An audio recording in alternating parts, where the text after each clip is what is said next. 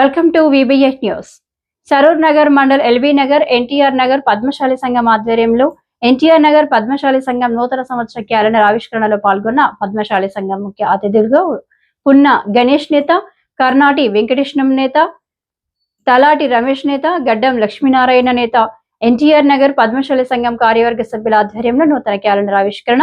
పద్మశాలి సంఘం అధ్యక్షులు చేరుపల్లి శంకర్ నేత, బోడ శేఖర్ నేత, దొంత శ్రీనివాస్ నేత, చేరుపల్లి లక్ష్మీపతి నేత, రాజేశ్వర్ నేత, కొంగరి వెంకటేశ్వర నేత క్యాలెండర్ ఆవిష్కరణ కార్యక్రమంలో పద్మశాలి సంఘం అధ్యక్షులు, సంఘం నాయకులు పాల్గొన్నారు.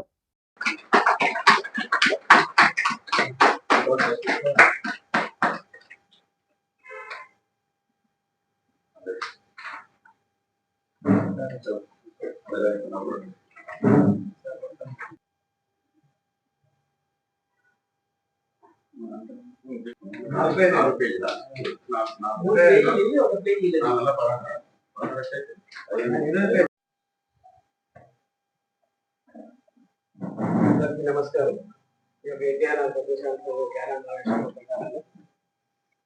ముఖ్య అతిథిగా పిలిచిన కర్ణాటి వెంకటేశ్వర గారు అలాగే పున్నా గణేష్ గారిని ఎన్నికలు చేసి ఈ యొక్క క్యాలెండర్ ఆవిష్కరణ చేయాలన్న ఉద్దేశంతో ఈ యొక్క క్యాలెండర్ ఆవిష్కరణ చేయడం జరిగింది.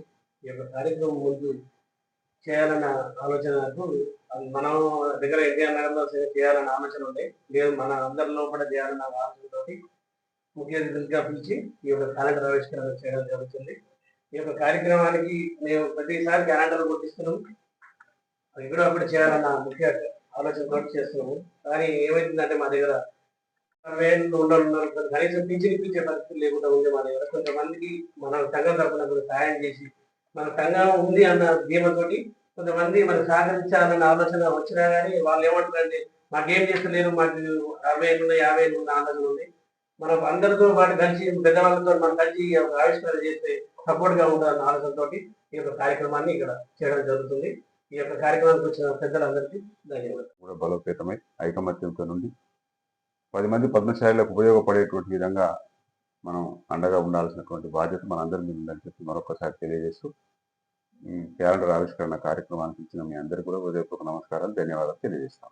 బీసీ జనరల్, బీసీ మహిళ అయ్యే అవకాశాలు ఉన్నాయి. ఎందుకంటే గత 3 టర్ములు జనరల్ మహిళ అయింది. ఈసారి రొటేషన్ పద్ధతిలో 2 సంవత్సరాలకు ఒకసారి 2 టర్ములకు ఒకసారి రిజర్వేషన్ చేంజ్ అవుతుందని చెప్పి గత ప్రభుత్వము నిర్ణయించడం జరిగింది అసెంబ్లీలో.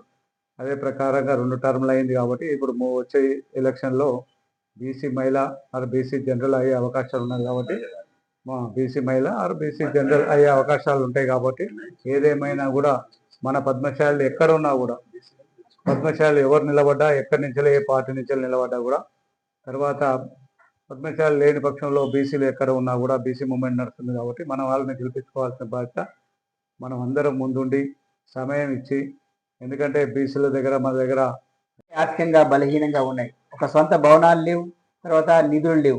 అందువలన సంఘాలు నిర్వహించడం అనేది ఎందుకు అంటే మన రాబోయే రోజులలో మనం సంఘం అభివృద్ధి చెందుతూ కుల బాంధవులకు ముందు రోజులలో సేవ చేయాలనే ఉద్దేశం చేత సంఘాలు ఏర్పరచడం జరిగింది. దానికి గవర్నమెంట్ యొక్క ప్రోత్సాహం తప్పకుండా ఉండాల్సిన అవసరం ఉన్నది. కనుక ప్రజలు ఉన్నటువంటి మన పైన పెట్టుకుంటే ఆశలను, లేదా మన పైన మనం ఏదో సహాయం చేస్తాం సంఘాలకు వస్తే అనే ఆర్థిక సహాయం చేస్తారనే దాన్ని మనం ఫుల్ఫిల్ చేయలేకపోతున్నాము.